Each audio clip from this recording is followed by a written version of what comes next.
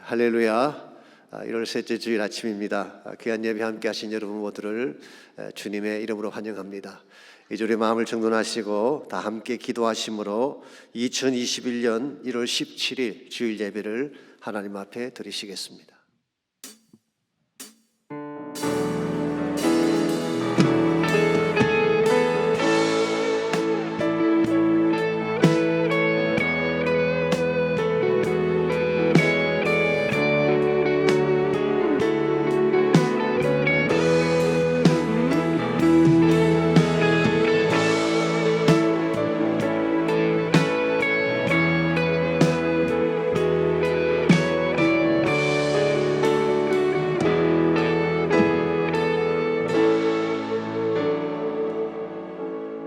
내 영혼아 여호와를 송축하라. 내 속에 있는 것들아 다 그의 거룩한 이름을 송축하라. 내 영혼아 여호와를 송축하며 그의 모든 은택을 잊지 말지어다. 그가 내 모든 죄악을 사하시며 내 모든 병을 고치시며 내 생명을 파멸해서 속량하시고 인자와 긍휼로 관을 씌우시며 좋은 것으로 내 소원을 만족하게 하사 내 청춘을 독수리같이 새롭게 하시는도다. 아멘. 이 아침 살아계신 하나님을 우리 전심을 다하여 찬양하며 예배드립니다. 우리 죄를 사하시며 질병을 고치시며 우리를 모든 악한 것에서 건져내실 아버지 하나님, 저희들의 삶 가운데 하나님만이 우리의 소망임을 고백하게 하시고 주의 영광 앞에 담대하게 믿음으로 달려나갈 수 있는 우리 모두 되게 하여 주옵소서. 예배가 하나님을 높이는 예배가 되게 하시고 하늘에 신령한 은혜가 차고 넘치는 귀한 시간 되도록 축복하여 주옵소서. 예수님의 이름으로 기도하옵나이다. 아멘.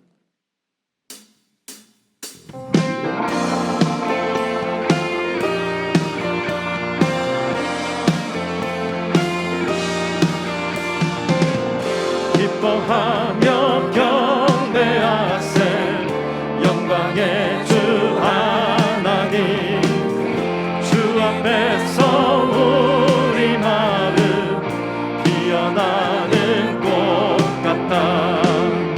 죄와 슬픔 사라지고 의심구름 걷히니 변함없는 기쁨의 주 맑은 빛을 주시네. 기뻐하며 경배하세 영광의 주 하나님, 주 앞에서 우리 마음 피어나는 꽃 같다. 죄와 슬픔 사라지고 의심구름 걷히니 변함없는 기쁨의 주 맑은 빛을 주시네. 땅과 하늘 만물들이 주의 솜씨 빛내고 별과 천사 노랫소리 끊임없이 듣고만 물과 숲과 산과 골짜 들판이나 바다나 모든 만물 주의 사랑 기뻐 찬양하여라. 기뻐하며 경배하세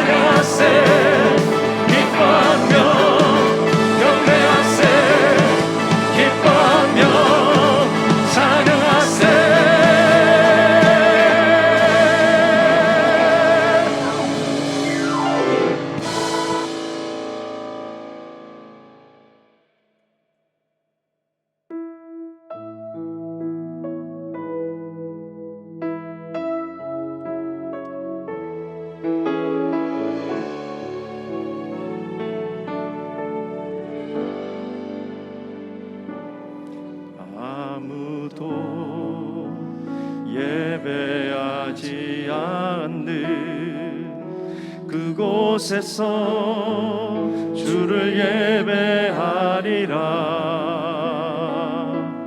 아무도 찬양하지 않는 그곳에서 나 주를 찬양하리라.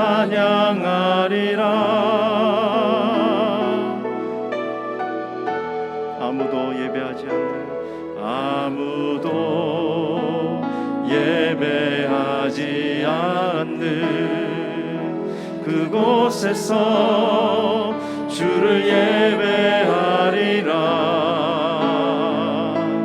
아무도 찬양하지 않는 그곳에서 나 주를 찬양하리라. 내가 밟는 모든 땅 주를 예배하게 하소서. 주의 보혈로 덮어지게 하소서. 내가 선이고 주의 거룩한 곳 되게 하소서. 주의 양미로 물들이소서.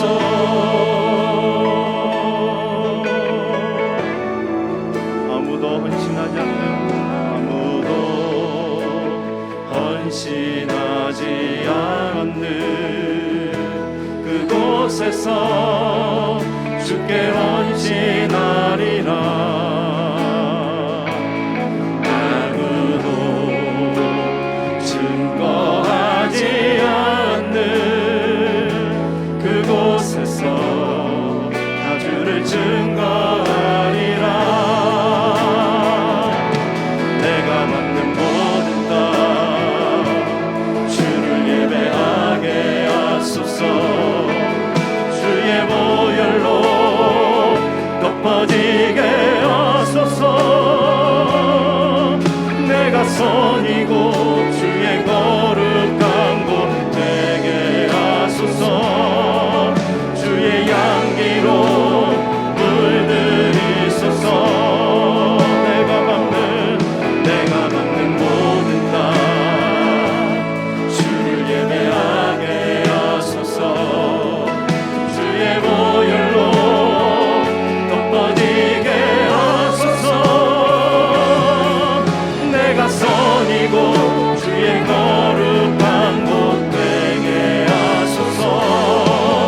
주의 향기로 물들이소서.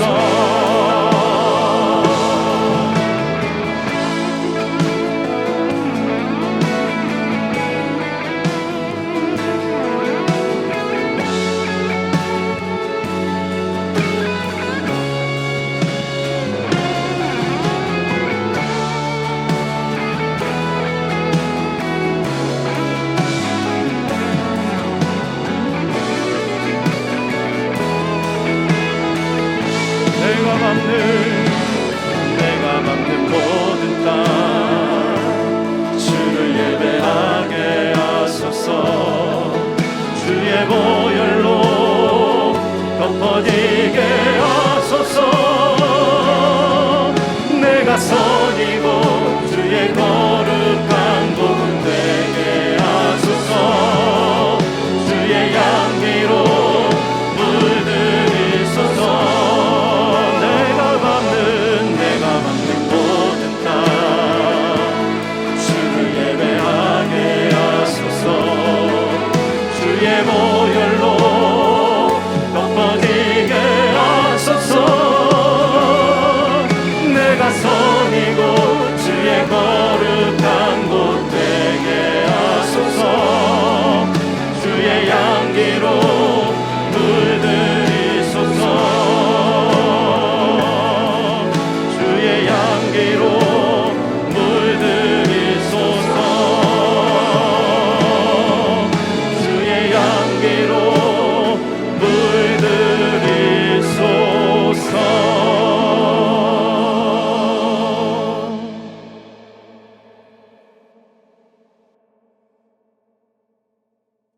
아버지 아버지 하나님, 저희에게 2021년 새해를 선물로 주시고 또 소망 가운데 예배할 수 있는 은혜를 주신 아버지 하나님께 감사와 찬송과 영광을 드리옵나이다. 때를 따라 주시는 은혜와 사랑 가운데 열매 맺는 삶을 살게 하옵시고 주님을 믿음으로 말미암아 우리 가운데 선한 일이 시작되었으니 우리의 삶 속에 말씀의 능력이 나타나게 하옵시고 변화된 우리의 삶을 통하여 주님을 전가하는 저희들 되게 하옵소서. 아버지 하나님, 올 한 해는 영원한 하나님 나라를 바라보며 믿음으로 준비하는 한 해 되기 원합니다.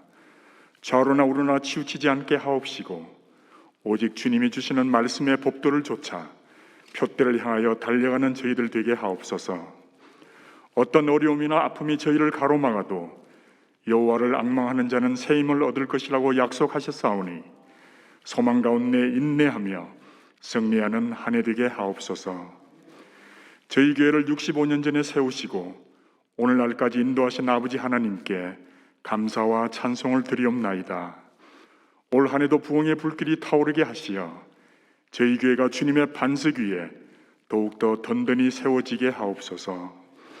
진실로 주님의 성령이 살아 역사하시는 교회, 말씀이 충만한 교회 되게 하옵시고 무엇보다 세상을 향하여 오직 주님만이 길이요 진리요 생명임을 담대하게 전거하는 교회 되게 하옵소서. 각 기관과 위원장들에게 더 큰 능력과 지혜를 허락하시어 주님의 몸된 교회를 위하여 하늘의 미랄로 충성하는 일꾼들 되게 하옵시고 특별히 팬데믹 가운데서도 매주 정성껏 준비된 찬양을 드리는 찬양팀을 기억하여 주옵소서. 저들의 입술로 드리는 찬송이 하나님께 드려지는 향기로운 제물 되게 하옵시고 또 듣는 모든 성도들의 마음은 아멘으로 화답하게 하옵소서. 박승근 담임 목사님과 섬기시는 모든 사역자들께도 지혜와 건강을 허락하시고 말씀과 기도로 늘 깨어있게 하시어 하나님이 공급하시는 능력으로 충만한 한 해 되게 하옵소서. 아버지 하나님, 새해 모든 성도들이 주님의 도우심을 바라보며 믿음으로 드리는 많은 기도 제목들이 있습니다. 믿음으로 응답받게 하셔서 이 땅을 향한 하나님의 뜻이 그들의 입술을 통하여 선포되게 하시고 또 성취되는 역사로 인도하여 주옵소서. 특별히 물질로 인하여 시험당하는 일이 없게 하옵시고 병마로 인하여 교통받는 일이 없게 저희들을 보호하여 주옵소서. 아버지 하나님, 지금 저희들이 드리는 이 예배를 통하여 부활하신 우리 주님을 만나기 원합니다. 세상의 모든 염려와 불안은 내려놓고 오직 하나님만 바라보는 은혜의 시간 되게 하옵소서. 이 시간 말씀을 선포하시는 박승근 담임 목사님을 성령으로 기름 부어 주셔서 주님의 은혜를 사모하는 모든 성도들에게 생수의 강이 흘러넘치게 하여 주옵소서. 선포되는 말씀을 통하여 그리스도의 인격을 담게 하옵시고 성령의 감동을 통하여 미래의 비전을 보는 은혜의 시간 되게 하옵소서. 예수님의 이름으로 기도드렸습니다. 아멘.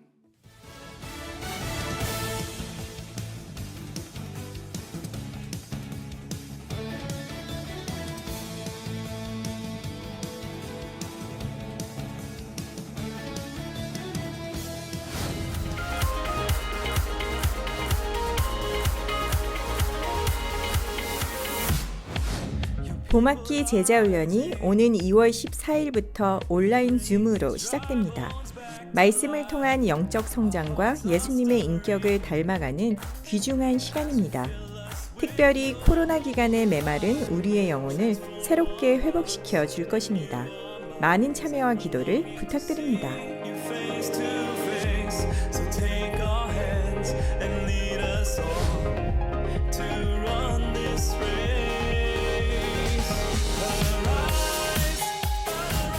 매주 수요일 저녁 7시 30분에 온라인 목자 모임이 진행되고 있습니다. 주일 설교 말씀을 좀 더 심도 있게 공부하고 양무리 사역을 위해 기도하는 시간입니다. 모든 목자들은 반드시 참여해 주시고 그 외에도 말씀을 사모하시는 모든 성도님들의 참여를 환영합니다. 교회 홈피나 유튜브에 있는 BSBC 미디어 채널로 들어오시면 됩니다.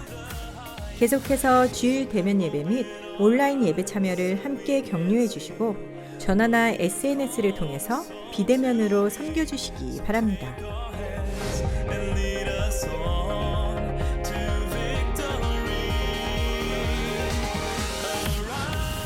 한국학교 봄학기가 오는 2월 6일부터 온라인으로 시작합니다.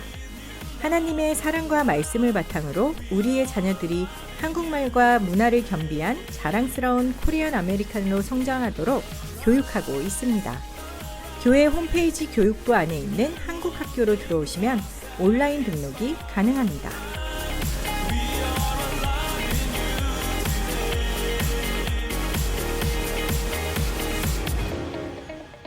주님 안에서 행복한 한 주 보내시길 바랍니다. 오늘 귀한 주일 예배 함께 하신 여러분 모두를 다시 한번 주님의 이름으로 환영합니다. 또 가정에서 또 여러 처소에서 온라인으로 예배하시는 모든 분들도 진심으로 환영합니다. 여러분 계신 그 처소에서 하나님 만나 뵙고 또 영광된 예배 올리시기를 바랍니다. 광고에서 보신 것처럼 2월 14일부터 제자 훈련을 시작합니다. 원래 이 기간이 페이트를 해야 될 기간인데 아신 대로 할 수가 없기 때문에 제자 훈련을 대신하기로 했습니다.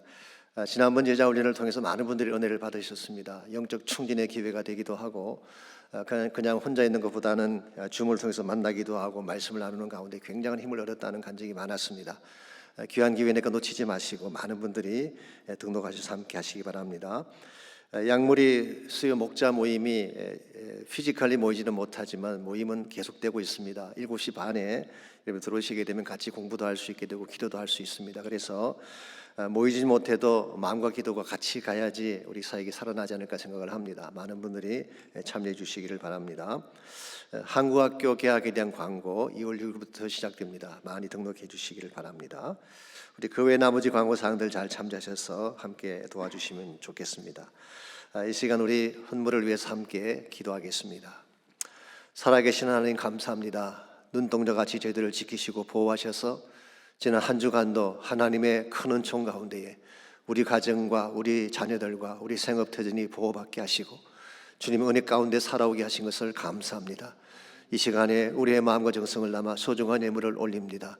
이 예물이 주의 영광 위에 쓰임받도록 축복해 주시고 코로나 팬데믹이 창궐하는 이 마지막 시대지만 주의 백성들 한 분 한 분이 하나님의 은혜 가운데에 더 강건하고 더 아름다운 삶을 추구해서 주의 영광 될 수 있도록 은혜를 베풀어 주옵소서.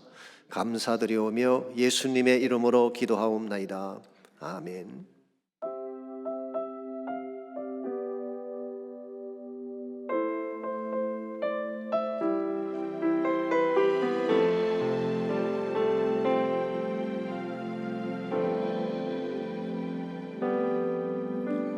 주를 바라며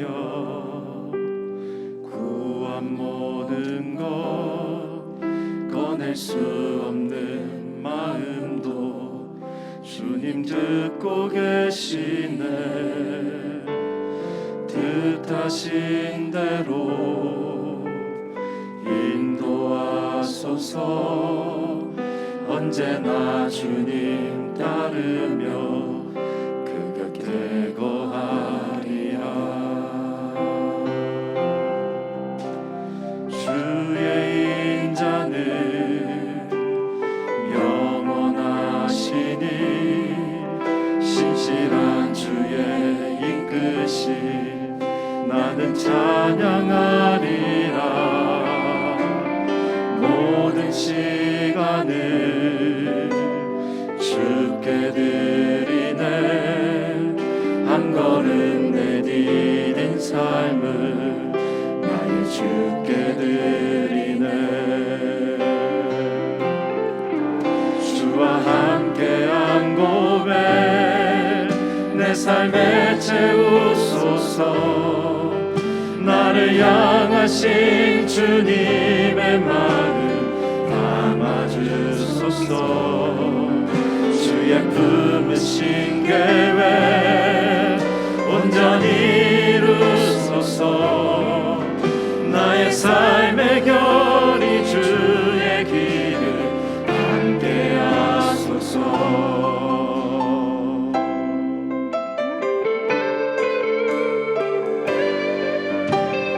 주의 인자는 영원하시니 신실한 주의 이끄심 나는 찬양하리라. 모든 시간을 주께 드리네. 한 걸음 내디딘 삶을 나의 주께 드리네. 주와 함께한 고백 내 삶에 채우소서. 나를 향하신 주님의 마음 담아주소서. 주의 품으신 계획 온전히 이루소서. 나의 삶의 결이 주의 길을 함께하소서.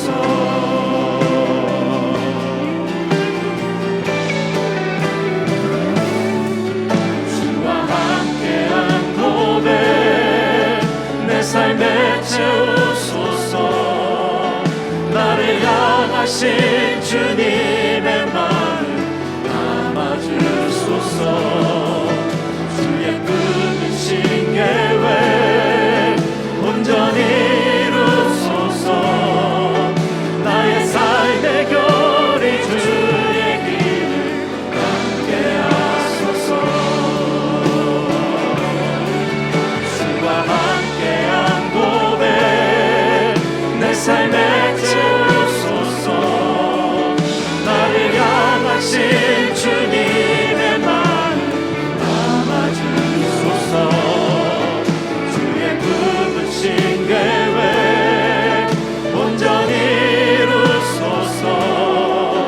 나의 삶의 결이 주의 길을 함께하소서. 나의 삶의 결이 주의 길을 함께 하소서.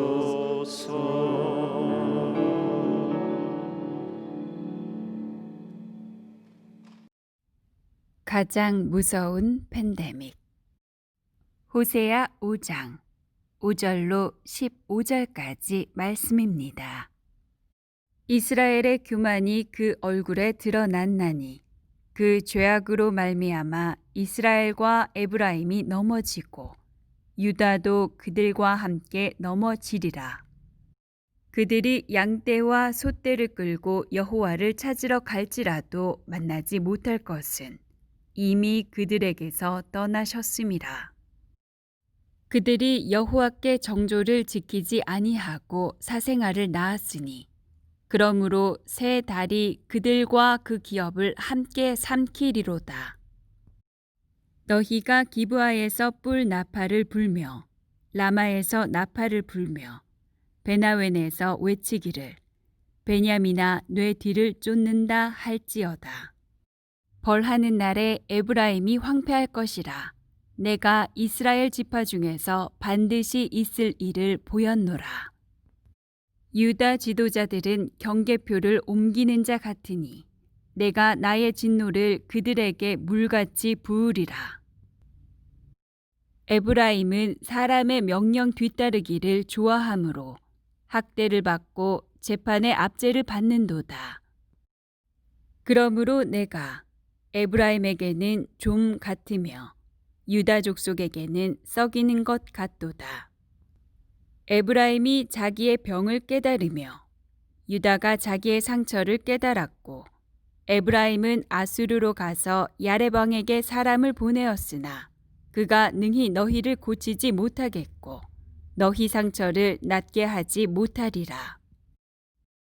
내가 에브라임에게는 사자 같고 유다 족속에게는 젊은 사자 같으니 바로 내가 움켜갈지라. 내가 탈취하여 갈지라도 건져낼 자가 없으리라. 그들이 그 죄를 뉘우치고 내 얼굴을 구하기까지 내가 내 곳으로 돌아가리라. 그들이 고난받을 때에 나를 간절히 구하리라. 아멘. 요즘 가장 우리의 주목을 끌고 있는 단어 중 하나가 팬데믹이라는 단어가 아닌가 생각합니다. 팬데믹이라고 하는 것은 아시는 대로 헬라 말에서 온 것이죠. 팬이라고 하는 것은 모두 all이라는 뜻입니다. 데모스라고 하는 단어는 사람인데 이 둘을 합성시킨 것입니다. 그래서 모든 사람들에게 전파되는 질병, 그런 뜻을 가지고 있죠. 일반적으로 팬데믹은 세계보건기구에서 선포를 합니다. 어떤 유행병이 2개 대륙 이상으로 번졌을 때에 팬데믹을 선언하게 됩니다. 역사적으로 보게 되면 팬데믹이 여러 차례 있었습니다. 대표적인 것이 14세기 중엽 유럽을 강타했던 흑사병이죠. 패스트라고 해서 당시 유럽 인구의 3분의 1이 죽었다고 하니까 엄청난 재앙이었습니다. 1918년도에는 스페인 독감이 퍼져서 5천만 명이 죽임을 당했습니다. 1968년도에는 홍콩 독감으로 100만 명이 목숨을 잃었습니다. 최근에는 우리가 아는 바처럼 우한에서 발생한 코로나로 말미암아 약 9천만 명, 지금 1억에 육박한다고 합니다. 9천만 명이 감염이 되고 그중에 190만 명 정도가 생명을 잃었습니다. 엄청난 재앙이라고 할 수가 있습니다. 그런데 인류 역사상 가장 오래되고 가장 많은 사람들을 병들게 한 팬데믹이 무엇인지 아십니까? 그것은 바로 교만이라고 하는 질병입니다. 창세기 3장에 보시면은 인간이 저지른 최초의 범죄가 나오는데 그때 선악과를 따먹게 된 동기가 무엇인지 아십니까? 눈이 밝아져서 하나님과 같이 된다고 하는 뱀의 유혹에 넘어가서 해서는 안 될 불순종의 과실을 먹은 것입니다. 인간이면 당연히 인간 본연의 위치에 서 있어야지 어떻게 하나님과 같이 될 수가 있습니까? 이와 같은 것을 교만이라고 하는 것입니다. 사실은 사단 자체가 교만 때문에 타락한 천사 아닙니까? 이사야 14장 12절에 보게 되면 너 아침의 아들 계명성이여 어찌 그리 하늘에서 떨어졌느냐라는 말씀이 나옵니다. 이 계명성은 새벽별을 말하죠. Morning Star, Shining Star 그렇게 번역할 수가 있습니다. 그런데 이 단어를 라틴어로는 루시퍼라고 번역을 합니다. 이건 사탄을 지칭하는 대표적인 명칭이죠. 그래서 이사야 14장 13절 14절을 보면은 그가 시도했던 일이 나옵니다. 내가 내 마음에 이르기를 내가 하늘에 올라 하나님의 뭇별 위에 내 자리를 높이리라. 내가 북극 지폐의 산 위에 앉으리라. 가장 높은 구름에 올라가 지극히 높은 이와 같아지리라 하는도다. 지극히 높은 이가 누구일까요? 하나님이죠. 천사는 천사의 위치가 있는데 피조물인 천사가 어떻게 하나님의 위치까지 높아질 수 있는 것입니까? 이것이 바로 교만이었어요. 그러므로 교만이라고 하는 것은 단순히 자기 자랑을 늘어놓는다든가 자신의 업적을 뽐내는 정도를 말하는 것이 아닙니다. 그런 것은 사실 예교로 봐줄 수가 있죠. 그래서 오래전에 나온 조크 중에 이런 이야기가 있잖아요. 한 자매님이 목사님을 찾아와서 상담을 했습니다. 자신의 미모 때문에 아무래도 자신이 교만의 죄에 빠진 것 같은데 어떻게 하면 좋겠냐고. 근데 목사님이 아무리 봐도 교만에 빠질 정도의 미모는 아니었습니다. 그래서 하신 말씀이 자매님 그것은 교만의 죄가 아니라 착각의 죄입니다. 여러분 자신이 잘난 줄 착각하는 정도는 애교로 봐줄 수가 있죠. 그러나 성경이 말하는 교만은 그런 차원이 아닙니다. 그보다 훨씬 더 심각한 것입니다. 그것은 근본적으로 하나님을 무시하고 자신이 인생의 주인이 되겠다고 하는 불신앙적 마음 상태를 말하는 것입니다. 이런 의미에서 교만은 가장 위험하고 무서운 죄가 아닐 수 없습니다. 이 교만의 질병에 걸린 자치고 넘어지지 않는 자가 없기 때문에 그렇습니다. 비근한 예로 다윗의 케이스를 보십시오. 다윗이 언제 넘어졌나요? 블레셋이 침공하고 유대 광야를 쫓겨다니며 고생할 때였나요? 아닙니다. 그때는 오히려 다윗의 영성이 가장 맑았습니다. 가장 깊이 하나님을 찬양하고 하나님을 사랑했던 그런 시기였죠. 그랬는데 모든 위기가 다 지나고 나라가 부강하게 되었을 때 이 정도면 성공했다고 스스로 자만하고 있을 그때의 유혹이 찾아온 것입니다. 그때 우리의 아내 바스바를 범하게 되었죠. 외형상은 간음죄였습니다만 사실은 교만함이 그 모든 악을 자행케 한 근본 원인이었던 것입니다. 여러분 교만해지면 하나님이 안 보입니다. 하나님을 두려워하지 않기 때문에 그렇습니다. 자신도 안 보입니다. 스스로 잘난 줄 착각하기 때문에 그런 것입니다. 그랬기 때문에 나단 선지자가 와서 부자와 가난한 자 양 잡는 이야기를 다윗에게 했을 때에 다윗은 무슨 반응을 보였습니까? 진노하며 말하기를 세상에 그런 나쁜 놈이 어딨냐고, 그런 놈은 마땅히 죽여야 할지니라. 제가 놈자를 썼습니다만 원래는 그 사람입니다. 정말 그런 화를 내며 그런 자를 살려줄 수 없다 그렇게 이야기를 했는데 실상 누가 그 나쁜 놈이었나요? 본인이었어요. 우리가 교만의 죄에 빠지게 되면 본인을 보지 못하는 것입니다. 그래서 교만 가운데 빠져서 결국 가정 전체가 파멸 가까이 갔던 그런 역사를 읽고 있지 않습니까? 히스기야의 케이스도 마찬가지입니다. 그가 산헤립의 공격을 받았을 때 국가적인 위기가 왔습니다. 그때는 굵은 베옷을 입고 여호와의 전에 나가서 기도했습니다. 자신에게 죽음의 질병이 찾아왔을 때도 그런 얼굴을 벽을 향하여 돌리고 여호와께 전심을 다해 간구했습니다. 그런데 이 모든 위기가 끝이 나고 건강을 회복하고 나라가 부강하게 되었을 때 그는 하나님께 범죄하게 됩니다. 여러분이 아시는 바대로 히스기야가 자기 국고의 모든 금은 보화와 궁기고에 가득 찬 무기들을 바빌론 사신들에게 다 보여주지 않았습니까? 왜 보여주었을까요? 자신의 업적을 과시하기 위함이었습니다. 사실은 하나님이 다 해주신 것인데 하나님은 잊어버리고 자기 영광을 과시한 것이죠. 그렇기 때문에 역대하 32장 25절은 이렇게 기록하고 있습니다. 히스기야가 마음이 교만하여 그 받은 은혜를 보답하지 아니하므로 진노가 그와 유다와 예루살렘에 내리게 되었다고 말씀하고 있습니다. 여러분, 누구도 이 교만의 죄 앞에서는 안심할 수가 없습니다. 그렇게 성군이었던 다윗도, 그렇게 믿음이 좋았던 히스기야도 이 문제 앞에 실패한 것을 보게 되면 누구도 장담할 수가 없는 것입니다. 그래서 잠언 16장 18절은 이렇게 말씀합니다. 교만은 패망의 선봉이요 그만한 마음은 넘어집의 앞잡이라고 했어요. 쉽게 표현하면 교만하면 다 망한다, 그런 뜻이에요. 그래서 에멀슨이라는 사람이 이런 말을 한 적이 있습니다. 교만이란 많은 사람이 미끄러지는 대리석이다, 그런 말을 했어요. 대리석은 화려하고 견고한 암석이죠. 인생이 화려한 자리에 섰을 때 잘 미끄러진다, 그런 뜻이. 이런 면에서 여러분의 인생이 대리석 위에 섰을 때 조심해야 됩니다.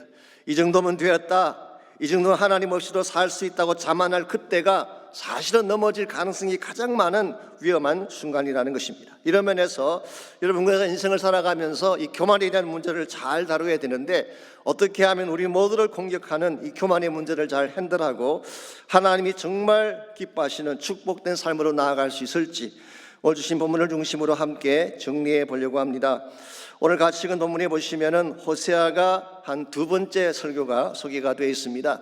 두 번째 설교의 주제는 교만입니다. 5절 말씀 보겠습니다. 이스라엘의 교만이 그 얼굴에 드러난다니 그 죄악으로 말미암아 이스라엘과 에브라임이 넘어지고 유다도 그들과 함께 넘어지리라고 했어요. 이스라엘의 교만이 그 얼굴에 드러났다 그랬죠. 이것은 마음에 품고 있던 교만이 드디어 노골화되었다, 그런 뜻이에요. 이젠 대놓고 하나님을 멸시하고 자신들의 영광을 선포하며 살게 된 것입니다. 특별한 본문을 자세히 보시면은 에브라임의 이름이 많이 거명되고 있습니다. 5절에도 나오고 9절, 11절, 12절, 13절, 14절 6차례에 걸쳐서 에브라임의 이름이 나오고 있어요. 물론 이스라엘도 나오고 유다도 나오지만 메인 포커스는 에브라임의 교만을 질책하는 말씀인 것을 알 수가 있습니다. 에브라임이 왜 이렇게 교만하게 됐을까요? 아시겠지만 에브라임은 원래 요셉의 둘째 아들이었습니다. 요셉에게 두 아들이 있었는데 첫째가 므낫세였고 둘째가 에브라임이었습니다. 그랬는데 요셉이 자기 아버지 야곱에게 축복 기도를 받기 위해서 아들을 데리고 가서 야곱의 오른손을 에브라임 위에 얹게 하고 왼손을 므낫세 위에 얹게 해서 기도를 받았어요. 그래서인지 모르지만 에브라임의 인생이 더 막강하게 됐습니다. 여러분이 아시는 바대로 이스라엘의 장자는 루벤이지 에브라임이 아닌데 그럼에도 불구하고 이스라엘을 대표하는 지파가 에브라임 지파였어요. 그래서 구약 성경에서 이 이스라엘을 흔히 에브라임이라고 지칭하는 말씀들을 많이 읽어볼 수가 있습니다. 어떻게 에브라임이 이렇게 막강한 힘을 갖게 되었을까요? 몇 가지 이유가 있습니다. 첫 번째 이유가 가나안 정복 후에 그들이 차지한 땅이 가장 비옥했어요. 풍요롭고 부족함이 없는 삶을 살게 된 것입니다. 둘째로 가장 중요한 도시들이 전부 에브라임 지경 안에 있었습니다. 베델이 그곳에 있었고 세겜이 그곳에 있었어요. 세겜이라고 하는 곳은 통일왕국이 세워지기 전까지 이스라엘 정치의 중심지였습니다. 무엇보다도 실로가 그곳에 있었어요. 사무엘상에 보시면 실로에 하나님의 성막이 있었고 백성들이 절기 때마다 실로로 올라와서 제사를 드렸다고 했습니다. 그래서 이 실로가 약 300여 년 동안 이스라엘의 영적 중심지 역할을 했습니다. 세 번째로 이스라엘 역사상 중요한 리더들이 에브라임 지파 출신들이 많았어요. 그중 대표적인 인물이 여호수아입니다. 모세 후계자로서 가나안 정복을 실제로 이룬 영웅이 여호수아 아닙니까? 그가 에브라임 지파였어요. 드보라 사사가 에브라임 지파였습니다. 무엇보다도 사사 시대를 종결하고 이스라엘의 초기 두 왕을 세웠던 사무엘 선지자가 에브라임 출신으로 소개가 되고 있습니다. 여기에 대해서는 설명이 조금 필요한데요. 사무엘상 1장 1절에 보시게 되면 사무엘의 아버지 엘가나를 에브라임 사람이라고 했습니다. 그런데 사무엘은 제사장이었잖아요. 그럼 제사장을 레위 지파여야 되는데 어떻게 에브라임 사람이라고 할 수가 있을까요? 그것은 이런 이유 때문입니다. 아시겠지만 이스라엘 백성이 가나안 땅을 정복한 후에 땅을 분배할 때에 레위 지파에게는 분깃을 주지 않았어요. 그 대신 다른 지파의 지경에 들어가서 살게 했던 것이죠. 그래서 사무엘의 조상이 에브라임 지경에 와서 살게 되었기 때문에 에브라임 사람이라고 부른 것뿐이에요. 어쨌든 간에 사무엘같이 위대한 인물이 에브라임 출신이었다고 하는 것은 에브라임의 영광을 굉장히 잘 나타내 주는 대목입니다. 이와 같이 많은 축복을 받았으면 어떻게 해야 되나요? 복받은 지파답게 하나님을 경외하며 높여야 되는데 에브라임은 정반대의 길로 갔습니다. 왜 그랬을까요? 자기들이 잘나서 그렇게 된 줄 알고 스스로 교만했기 때문입니다. 성경의 기록에 의하면 에브라임 지파는 사울 왕이 다윗을 핍박할 때 7년 동안 사울을 도왔어요. 압살롬이 반란을 일으켰을 때에도 에브라임 지파는 압살롬 편을 들었습니다. 무엇보다 솔로몬 이후에 왕국이 둘로 분열될 때에 그 주역을 담당한 사람이 여로보암 1세 아닙니까? 그가 에브라임 지파였어요. 그가 부왕국을 세운 후에 첫 번째 한 일이 무엇인지 아시죠? 베델과 단에 금송아지 우상을 세우고 그것을 섬기게 했습니다.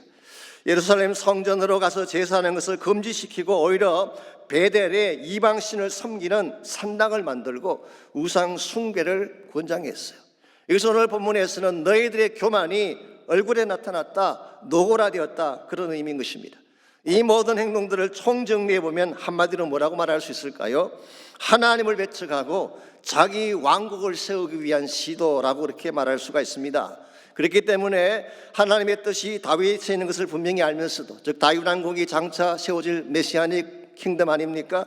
하나님의 나라의 예표가 다윗 왕국인데 이걸 알면서도 의도적으로 다윗을 배척하고 다윗을 공격한 것입니다. 이와 같은 것을 오늘 성경은 교만이라고 부르고 있습니다. 하나님을 지워버리고 자기 왕국을 건설해서 자기가 영광을 받겠다고 하는 자세가 교만인 것입니다. 그렇기 때문에 7절을 계속 보십시오. 그들이 여호와께 정절을 지키지 아니하고 사생아를 낳았다고 하는 말씀이 7절에 나오죠. 정절을 지키지 않았다, 이 말은 우상을 섬겼다는 뜻이겠죠. 그런데 사생아를 낳았다는 것이 무슨 말일까요? 이 사생아라고 하는 것은 불법적인 자녀를 말하는 것입니다. 어떤 영어 성경은 alien children, 이 외계 아이들 그렇게 번역하기도 했고 pagan children, 하나님 지파의 자녀인데 pagan children이네요. 이게 무슨 의미일까요? 원래는 하나님의 백성이었지만 하나님을 제외시켜버리고 다른 백성을 일으키는 것을 말하는 것입니다. 이게 사실은 궁극적으로 사탄이 시도하고 있는 하나님 나라의 대적 운동이라고 할 수가 있어요. 그래서 모든 교만한 사건 뒤에는 사탄이 있습니다. 그래서 우리를 부추기는 것입니다. 너가 왕이 되라, 하나님 지워버려, 너가 얼마든지 모든 영광 받을 자격이 있어. 이게 사실은 사탄이 우리 마음속에 심어주는 교만의 마음이고 궁극적으로는 적그리스도적인 운동이라고 부를 수가 있습니다. 이와 같은 운동 오늘날도 계속되고 있는 것 아십니까? 종교다원주의라는 이름으로 부르기도 하고 세계 종교 단일화라 그렇게 부르기도 하지만 핵심은 딱 한 가지예요. 하나님 없는 종교의 통합을 유지하는 것입니다. 그리스도 없는 단일화, 하나님이 빠진 종교 통합, 이것이 세계 종교주의자들이 주장하는 내용인데 그 이면에는 사탄의 시도가 있는 것입니다. 그러므로 여러분과 제가 사실 정신 차려야 됩니다. 그냥 못 모르고 끌려가다 보면 우리도 모르는 사이에 당할 수가 있기 때문에 이와 같은 교만에 대해서 하나님은 어떻게 그것을 다루실까요? 7절 하반부를 보십시오. 그러므로 세 달이 그들과 그 기업을 함께 삼킬 것이라고 했어요. 세 달이라고 하는 것은 뉴 문을 말합니다. 아마도 그들이 벌이는 종교 축제를 의미하는 것 같습니다. 우상을 섬기며 엄난을 자행하는 그 축제가 그들을 삼키고 그들의 모든 기업을 다 삼켜버릴 것이라고 말씀하고 있습니다. 그들이 믿었던 우상이 그들을 망하게 한다는 뜻이에요. 8절을 계속 보시게 되면 너희가 기브아에서 뿔나파를 불며 라마에서 나파를 불며 벳아웬에서 외치기를 베냐민아 내 뒤를 쫓는다 할지어다. 여기 뿔나팔이 나오죠. 이 뿔나팔은 전쟁을 알리는 나팔을 말합니다. 즉 외족이 침공해 와서 그들이 자랑하던 견고한 성읍들이 다 망하게 되고 결국에는 남쪽 왕국인 베냐민까지 망하게 될 사실을 설명한 것입니다. 여러분, 교만은 하나님이 가장 싫어하는 죄입니다. 왜냐하면 하나님을 버리고 자기를 높이려는 죄이기 때문에 그렇습니다. 하나님이 받아야 될 영광을 본인이 받음으로 말미암아 하나님을 멸시하는 죄이기 때문에 하나님은 이 교만의 죄를 엄중하게 다루시는 것입니다. 이런 면에서 우리는 조심을 해야 됩니다. 무엇인가 성취가 되거나 성공을 이룩했을 때일수록 조심해야 돼요. 자기도 모르는 사이에 교만에 빠질 위험이 있기 때문에. 사실 무서운 질병일수록 소리 없이 찾아오지 않습니까? 다리가 깨져서 피가 난다든가 팔이 부러져서 골절상을 입는 것은 아프긴 하지만 사실 중병은 아닙니다.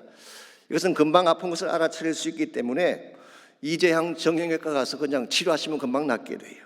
그런데 마음의 질병은 그렇지가 않습니다. 자기도 모르게 심령 속에 파고 들어가서 가정을 파괴시키고 관계성을 깨뜨리고 삶의 기반 전체를 무너뜨리기 때문에 이건 굉장히 무서운 질병인 것입니다.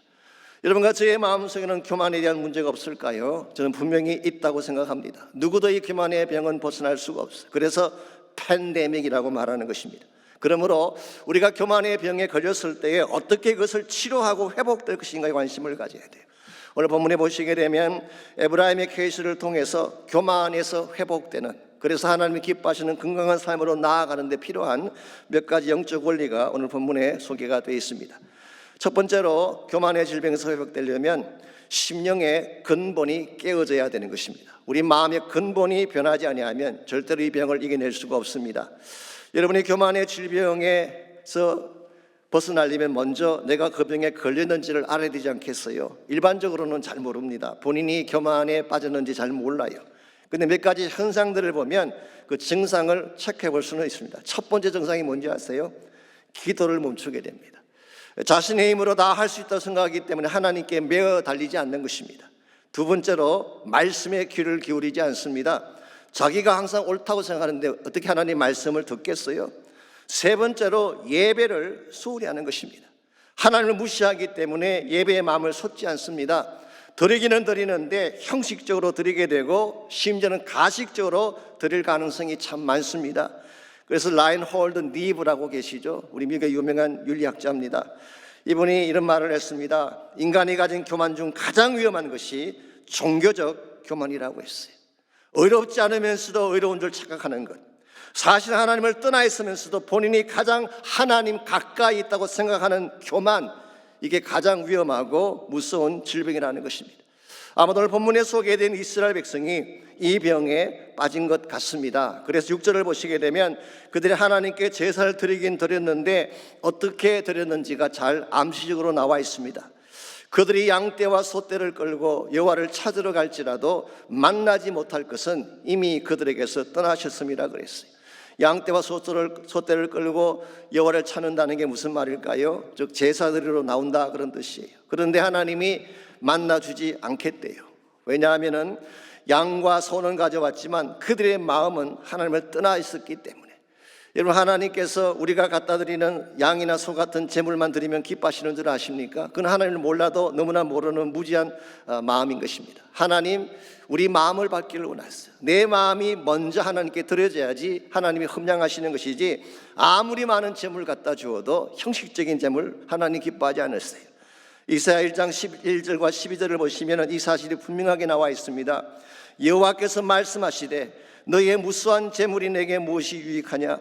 나는 순양의 번제와 살찐 짐승의 기름에 배불렀고 나는 숫송아지나 어린 양이나 순염소의 피를 기뻐하지 아니하노라.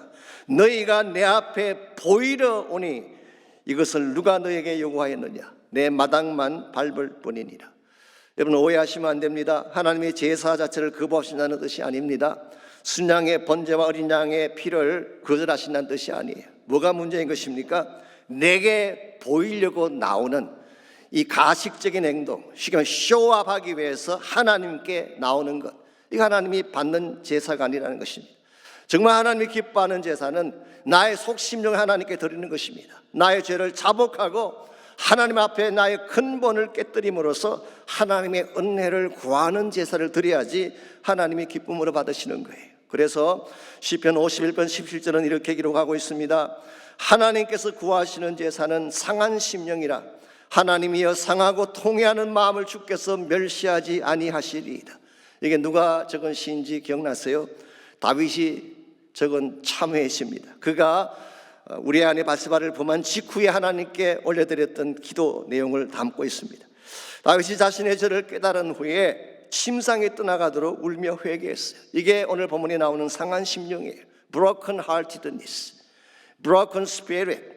철저하게 교만했던 자아를 깨뜨리고 통회하며 자복하며 하나님께 나아갔는데 하나님 이와 같은 우리의 상한 마음을 절대로 멸시치 않는다는 것입니다. 오히려 이와 같은 마음을 보시고 하나님께서 우리를 받아주시고 새 회복의 기회를 주시는 것입니다. 그럼에도 불구하고 하나님께 잘못했으면서도 끝까지 하나님을 대적하려는 사람들이 있어요.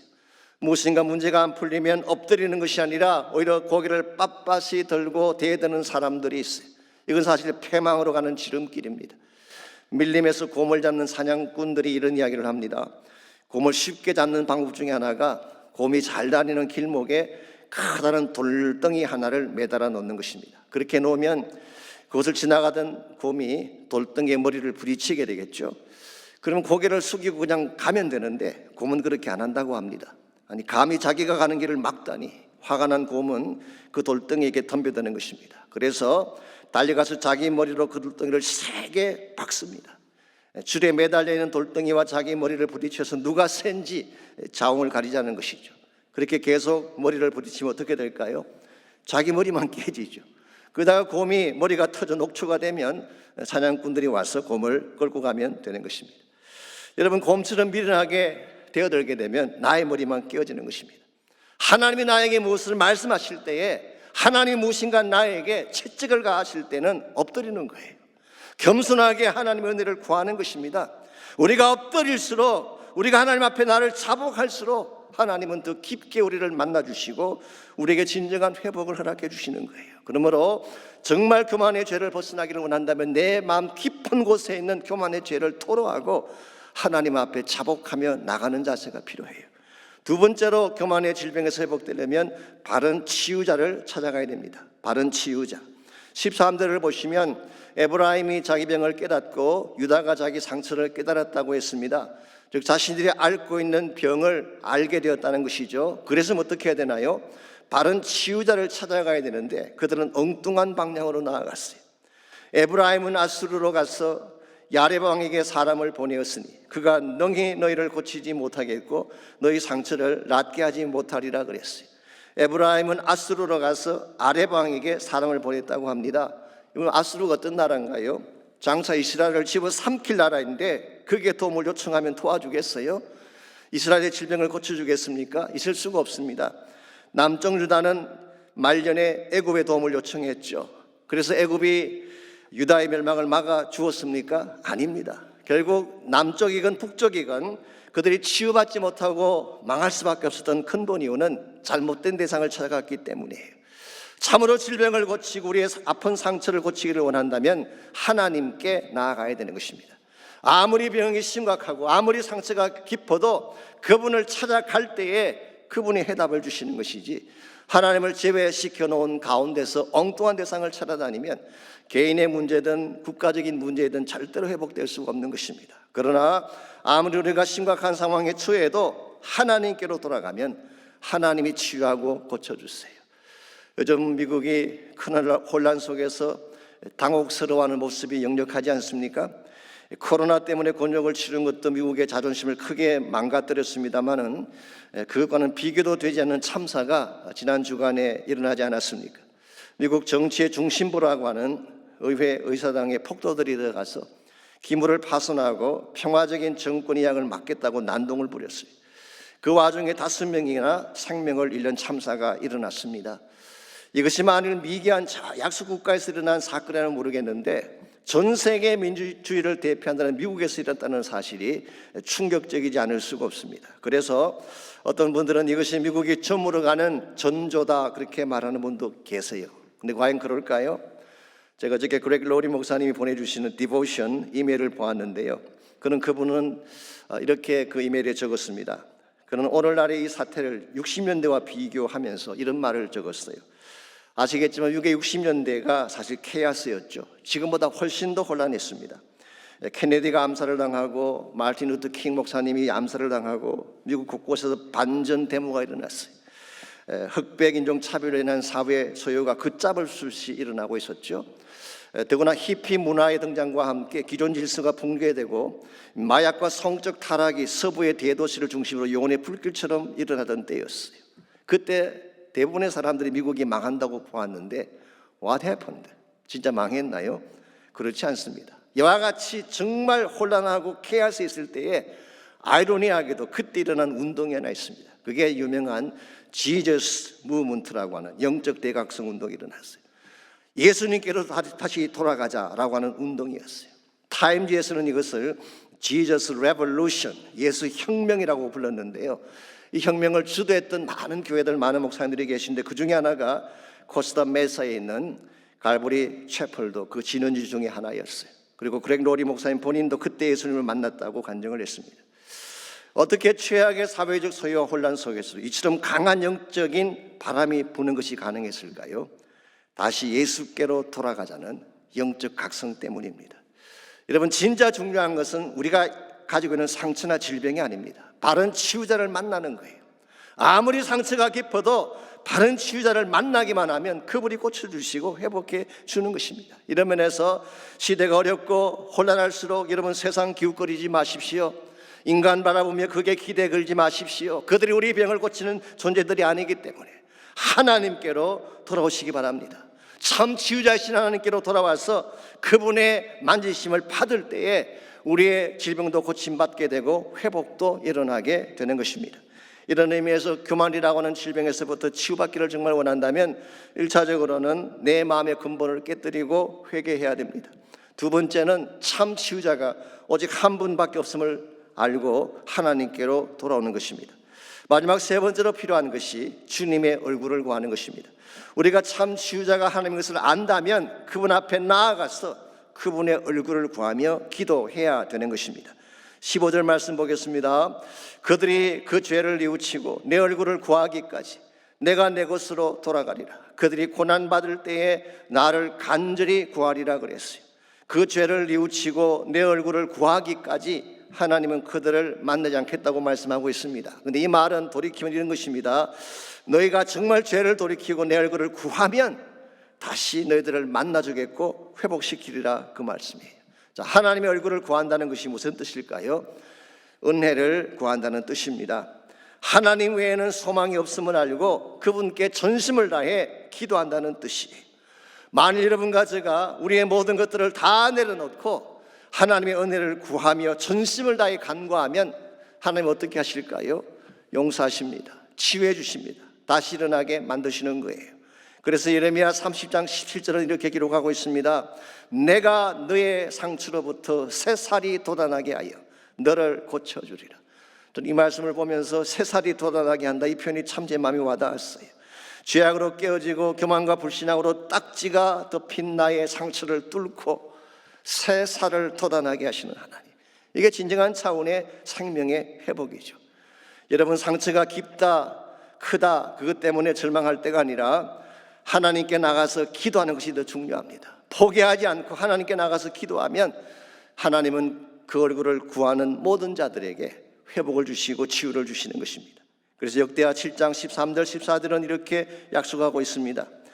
홍래가 하늘을 닫고 비를 내리지 아니하거나 혹 메뚜기들에게 토산을 먹게 하거나 혹 전염병이 내 백성 가운데 유행하게 할 때 하늘이 닫히면 가뭄이 오지 않겠습니까? 메뚜기가 토산을 다 먹어버리면 경제적 재앙이 찾아오지 않겠습니까? 전염병이 내 백성 가운데 유행하면 죽음이 휩쓰는 것입니다. 이와 같은 때에 너희가 해야 될 일이 있다. 그게 뭐냐? 내 이름으로 일컫는 내 백성이 그들의 악한 길에서 떠나 스스로 낮추고 기도하여 내 얼굴을 구하면 내가 하늘에서 듣고 그들의 죄를 사하고 그들의 땅을 고칠 것이라고 했어요. 키는 여기에 있습니다. 정말 악한 길에서 떠나서 나를 겸손하게 낮추고 하나님의 얼굴을 구하며 기도하면 하나님이 역사하는 거예요. 하나님 잘못했습니다. 하나님 없는 성공을 추진한 것 잘못했습니다. 하나님을 빼버린 목회의 성공을 추구하고 하나님 없는 부흥을 추구했던 우리의 죄를 용서해 주십시오. 이제는 주님의 보좌만 바라보기를 원합니다. 고쳐주십시오.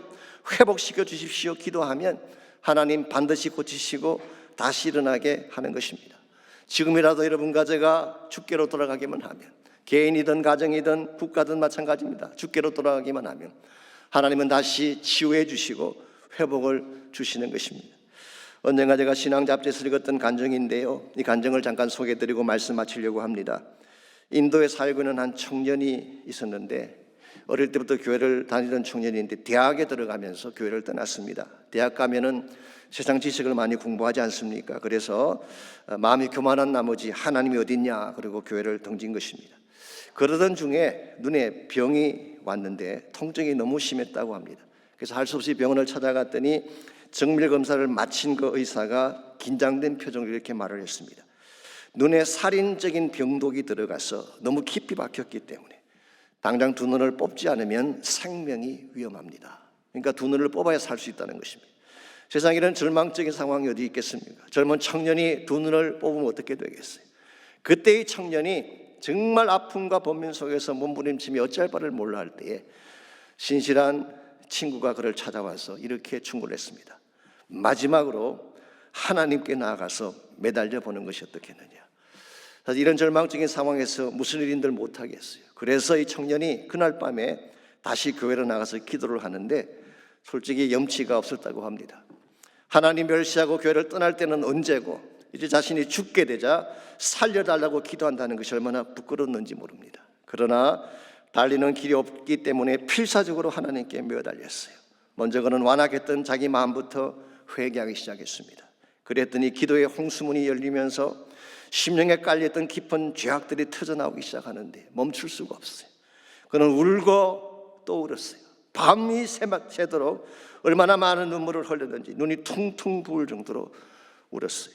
그리고 나서 그 다음 날 그는 두 눈을 뽑기 위해서 수술대에 올라갔는데 다시 진찰을 하던 의사가 깜짝 놀라는 것입니다. 그토록 심하게 번졌던 독균이 깨끗하게 사라지고 없어졌어요. 어떻게 이런 일이 가능했을까요? 그가 어젯밤에 뜨겁게 쏟았던 회개의 눈물이, 심령의 깊은 죄악을 토해내며 밤새 통곡하며 울었던 그 눈물이 모든 독소를 깨끗하게 씻겨내고 밝은 눈으로 회복시켜 준 것입니다. 물론 이 사건 뒤에는 그의 눈물을 보신 하나님의 치유의 손길이 있었겠지요. 여러분, 저는 이것이 회개의 힘이라고 생각합니다. 많은 분들이 다른 능력에 대해서는 관심을 쏟으면서도 회개의 파워에 대해서는 잘 인식을 못해요. 그러나 기억하십시오. 진정한 회개가 개인을 살릴 수가 있습니다. 나의 눈물을 쏟는 기도가 터져 나올 때에 깊은 질병에 신음하던 자녀가 살아나게 되는 것입니다. 우리가 정말 민족을 위해 통곡하며 울 때에 우리 민족이 다시 살아나고 하나님의 나라가 세워지는 것입니다. 예수님이 땅에 떨어지고 복음의 영광이 산산조각이 난 이 마지막 시대에 한국 땅에 다시 복음을 회복하고 하나님의 영광을 회복하려면 한국 교회에 눈물이 필요한 줄 믿습니다. 울어야 돼요. 통곡해야 돼요. 나의 잘못을 뉘우치고 오직 하나님 한 분만이 소망이란 사실을 선포하고 주의 보다를 붙잡을 때에 하나님이 치유하시고 우리를 고쳐 주시는 것입니다. 이런 의미에서 페니 크로스비가 두 눈을 잃어버린 상태에서 불렀다는 유명한 찬양 가사처럼 인내하신 구세주여 내가 비오니 죄인으로 하실 때에 나를 불러주십시오. 자비하신 보좌 앞에 꿇어 엎드려 자복하고 회개합니다. 나에게 믿음을 주십시오. 주의 공로 의지하여 주님께 나갑니다. 상한 마음을 고치시고 나를 구원해 주십시오. 만복근은 되신 우리 주여 위로해 주십시오. 우리 주와 같으시니 어디 있겠습니까? 주여 주여 내가 빕니다. 죄인으로 가실 때에 나를 불러 주십시오. 오늘 아침 이 찬양을 주님께 올려드리면 좋겠어요.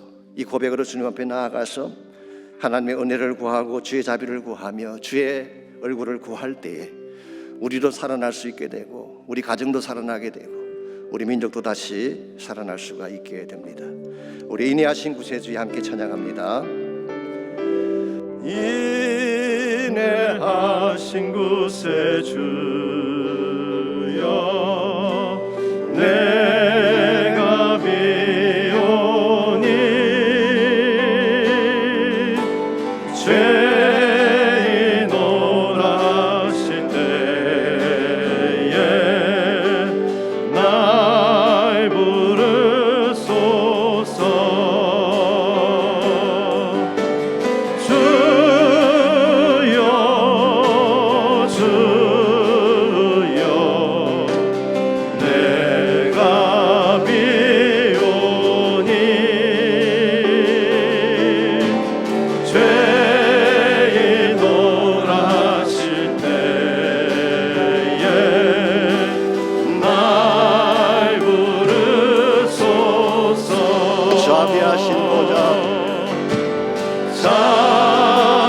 자비하신 보좌 앞에 부러워드려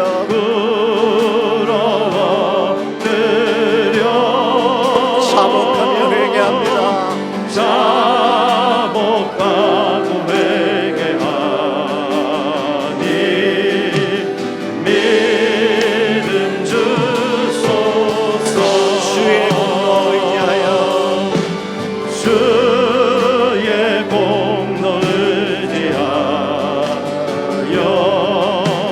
주께 가오니 상한 마음을 고치시고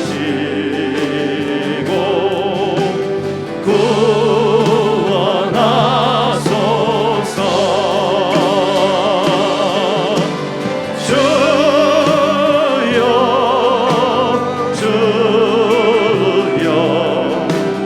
내가 비오니 죄인 오라실 때에 날 부르소서. 만복 끄던 우리 주여 위로하소서. 우리 주와 같으시니 어디 다시 한번 고백합니다. 만복 끄던 우리 주여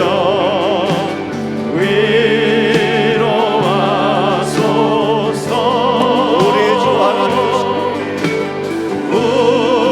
우리 주와 같으시니 어디 있을까.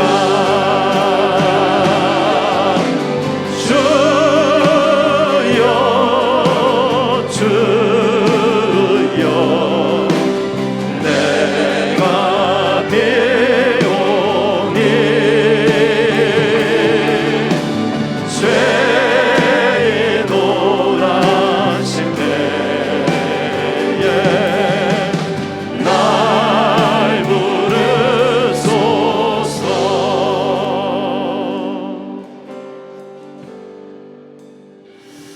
하나님 감사합니다. 우리가 악한 시대를 살고 있고 어그러진 세대 가운데 살아가고 있지만 진리의 복음을 우리 심령 속에 심어주셔서 하나님 비전과 그 나라 위에 달려가게 하신 것을 감사합니다. 주께서 우리의 심령 가운데 다시 한번 성령의 기름 붓듯 부어주시고 가슴이 뜨거워지게 하시고 하나님 나라 비전이 분명해지게 하시고 이 세상이 아니라 주의 나라 영광을 위해 달려갈 수 있는 저희 모두와 저희 교회가 되게 하여 주시옵소서. 이제는 우리 구주 예수 그리스도의 은혜와 하나님 아버지의 무한하신 사랑과 성령님의 충만한 능력의 역사하심이 이곳에 함께 나와 주를 찬양하며 예배한 사랑하는 주의 백성들과 각 가정에서 각 처소에서 온라인을 통해 예배하고 있는 모든 주의 가정과 또 그들의 삶의 터전 자녀 자손들 위해 이제로부터 주님 다시 오실 그날까지 항상 함께하여 주시기를 살아계신 예수님의 이름으로 간절히 축원하옵나이다. 아멘.